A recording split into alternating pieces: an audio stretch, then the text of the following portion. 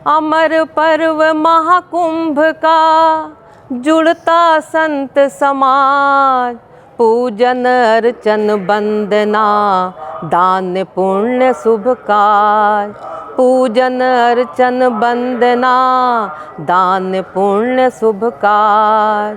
तीर्थराज प्रयाग की छाई छटा अनूप, तीर्थराज प्रयाग की छाई छटा अनूप। प्रेम भक्ति विश्वास का अनुपम दिव्य स्वरूप, प्रेम भक्ति विश्वास का अनुपम दिव्य स्वरूप। आता 12 वर्ष में 4 नदी शुभ धाम, सजता मेला कुंभ का सुषमा शुभ अभिराम। श्रद्धा अरु विश्वास का, श्रद्धा अरु विश्वास का पावन पर्व महान। आस्था से डुबकी लगा करते अर्चन ध्यान, आस्था से डुबकी लगा करते अर्चन ध्यान।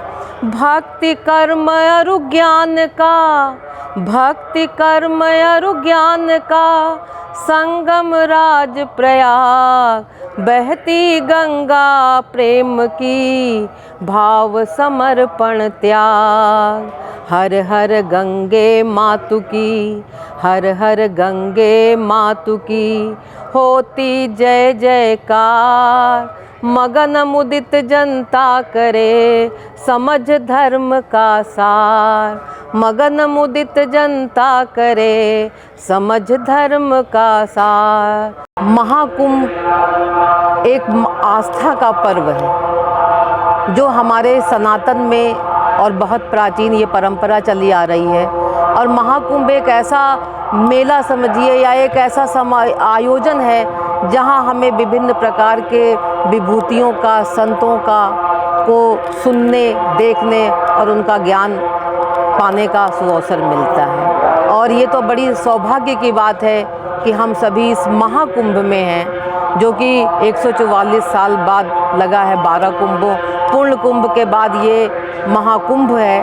तो हम सब तो बहुत सौभाग्यशाली कि आज हमें इसमें आने का और माँ गंगा में डुबकी लगाने का सुअवसर मिला है।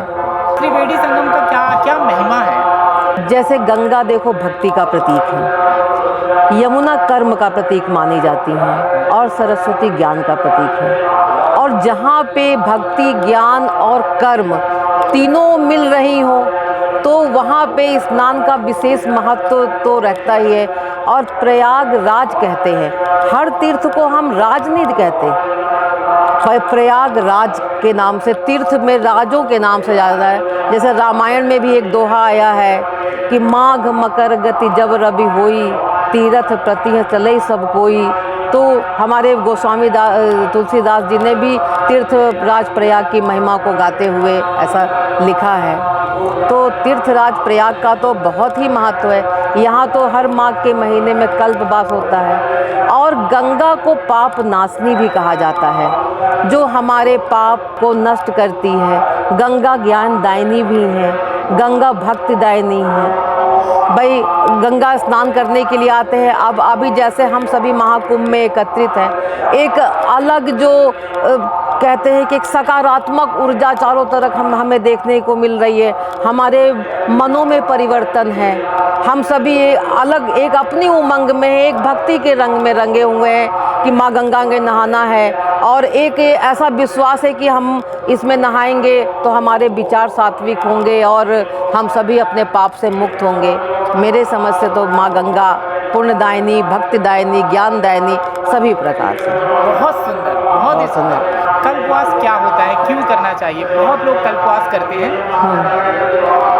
कल्पवास जैसी हमारी जो पहले व्यवस्था थी, हमारे जीवन को जैसे 4 आश्रम में बांटा गया कि पहला तो क्या कहते हैं ब्रह्मचर्य आश्रम, दूसरा गृहस्थ आश्रम, तीसरा वानप्रस्थ आश्रम और चौथा संन्यास आश्रम। तो ब्रह्मचर्य आश्रम जो था वो हमारे अध्ययन का समय था, अध्ययन करने। गृहस्थ आश्रम में हम अपने जो गृह पितृ ऋण है उस ऋण से मुक्त होते हैं, विवाह करके संतान उत्पत्ति करना, अपने माता पिता की सेवा करना और अपने जो सामाजिक दायित्व हैं उनकी पूर्ति हमारी गृहस्थ ऋण में आती है। और जो वानप्रस्थ आश्रम है जो हमारी 50 साल की अवस्था के बाद माना जाता है, ऐसा हमारा जो सनातन में परंपरा है। तो इसमें क्या होता है कि व्यक्ति को अपने परिवार से धीरे धीरे संन्यास आश्रम की तैयारी, और वानप्रस्थ आश्रम में हम वन, उस समय की व्यवस्था के अनुसार वनों में जाके रहते थे। भोजन एक आसना करना, एक टाइम भोजन करना और प्रभु के चरणों में अपना लगाना और एक व्यवस्थित दिनचर्या।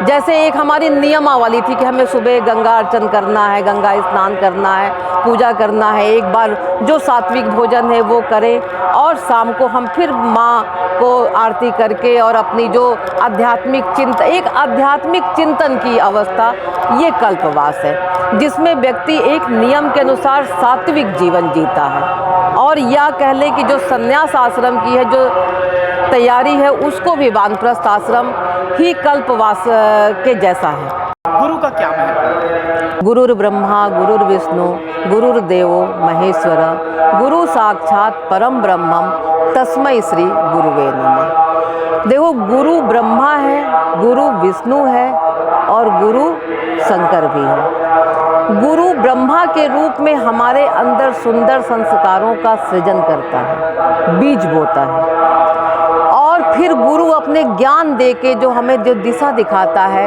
वो विष्णु के समान हमारे उस संस्कारों को पल्लवित करता है, संवर्धन देता है। और गुरु शंकर के समान हमारे जो अंदर जो दुर्विचार है, अज्ञानता है, उसको शंकर के समान संहार करता है। क्योंकि जो ब्रह्मा है वो सृजन के देवता हैं, विष्णु है वो पालन करता है और महादेव शंकर जो हैं वो संहार के देवता माने जाते हैं। और गुरु में वो तीनों रूप समाहित है। कबीरदास जिसने कि वो बहुत अच्छा दोहा सभी लोग चिर परिचित है कि गुरु कुम्हार शिष कुंभ सम, गढ़ गढ़ काढ़त खोट, भीतर हाथ समार देत, बाहर मारे चोट। गुरु एक ऐसी दिव्य पदवी है, एक ऐसा व्यक्तित्व है जो हमारे ऊपर, जो शिष्य का, अगर शिष्य उससे ऊपर जा रहा है, अगर उन्नति कर रहा है तो सबसे ज़्यादा प्रसन्न होने वाला शायद गुरु ही होता है। माता पिता से भी ज़्यादा प्रसन्नता और जो संतोष है वो गुरु को मिलता है अगर उनका कोई शिष्य अच्छे कर्म कर रहा है, सत्कर्म कर रहा है, अच्छी उन्नति कर रहा है। तो गुरु जो है एक ऐसी दिव्यात्मा है कि जो हमारे अंदर से एक एक खोट को, एक एक दुर्विचार को हमारे अंदर से निकालता है और हमारे अंदर ज्ञान रूपी प्रकाश को भरता है। हमारी आस्थाओं पे अनेक प्रश्न उठाए जाते हैं, राम है, राम सेतु है या नहीं है, ऐसे अनेकों प्रश्न हमारे सनातन पे उठाए जाते हैं।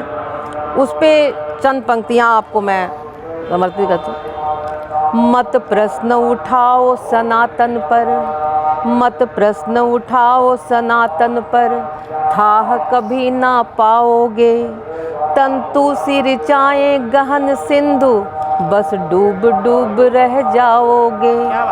तंतु सिर चाहे गहन सिंधु, बस डूब डूब रह जाओगे।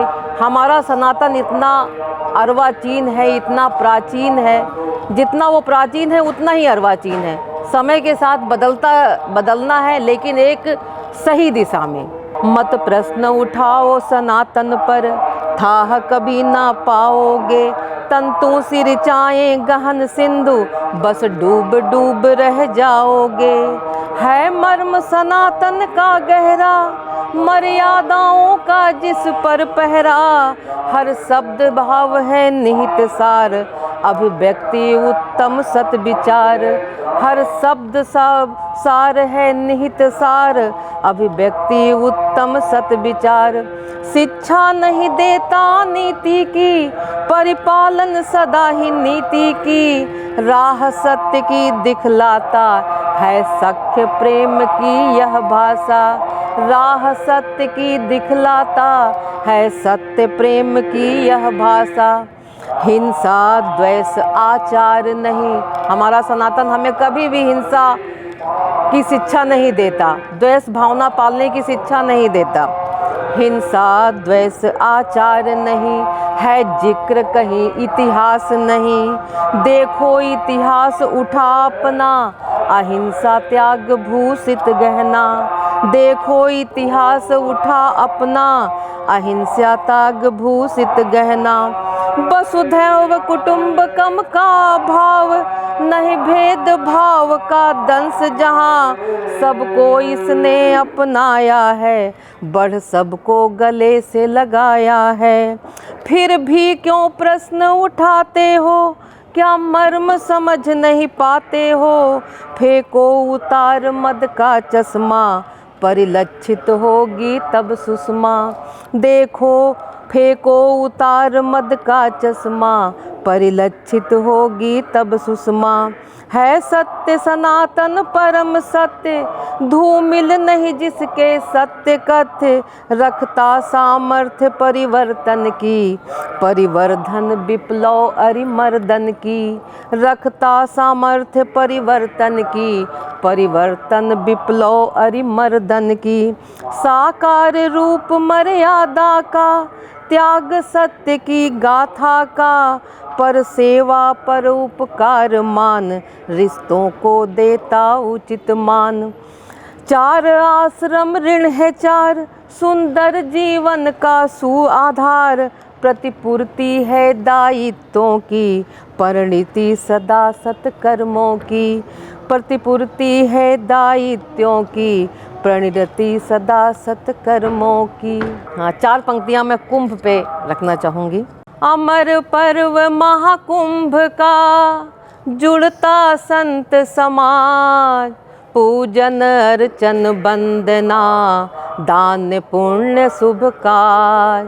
पूजन अर्चन वंदना, दान पुण्य शुभ काज। तीर्थराज प्रयाग की, छाई छटा अनूप। तीर्थराज प्रयाग की, छाई छटानो। प्रेम भक्ति विश्वास का, अनुपम दिव्य स्वरूप।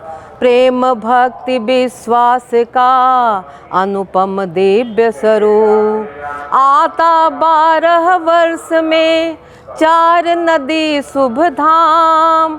सजता मेला कुंभ का, सुषमा शुभ अभिराम। श्रद्धा अरु विश्वास का, श्रद्धा अरु विश्वास का। पावन पर्व महान, आस्था से डुबकी लगा करते अर्चन ध्यान। आस्था से डुबकी लगा करते अर्चन ध्यान। भक्ति कर्म अरु ज्ञान का, भक्ति कर्म अरु ज्ञान का। संगम राज प्रयाग, बहती गंगा प्रेम की। भाव समर्पण त्याग, हर हर गंगे मातु की। हर हर गंगे मातु की, होती जय जयकार। मगन मुदित जनता करे, समझ धर्म का सार। मगन मुदित जनता करे, समझ धर्म का सार। जय महाकुंभ, हर हर गंगे।